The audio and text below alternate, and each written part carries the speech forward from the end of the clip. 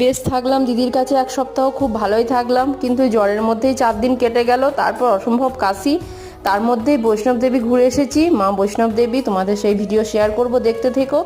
তো আমাদের ব্যাগগুলো সব জামাইবু প্যাকিং করে দিয়েছিল, কারণ জামাইবুরাও অনেক জিনিসপত্র দিয়েছিল, আর আমাদের শরীর ঠিকঠাক ছিল না, তাছাড়াও হয়তো প্যাকিং করেই জামাইবুই দিত। তো প্যাকিং করা, এবং আমরা দিল্লি থেকে যেহেতু আমাদের ব্যাঙ্গালোর ফ্লাইট আছে, ফ্লাইটে একটা ওয়েটের ব্যাপার থাকে, মানে তোমরা সব মানে যত ইচ্ছা তত মাল নিয়ে যেতে পারবে না। তো সমস্ত ব্যাগ প্যাকিং করে ওজন করে, কত ওজন হলো, এবং 2 ঘন্টা রাস্তা গিয়ে স্টেশনে পৌঁছে ব্যাগ সমস্ত কিছু ট্রেনের মধ্যে রেখে দিয়ে বৃষ্টির মধ্যে জামাইবু প্রায় রাত 9টা-10টার দিকে বাড়ি ফিরেছে।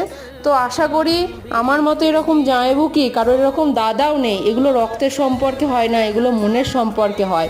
এদিক থেকে আমি খুবই গর্বিত। তো সবাই খুব ভালো থেকো, শর্টগুলো দেখতে থেকো।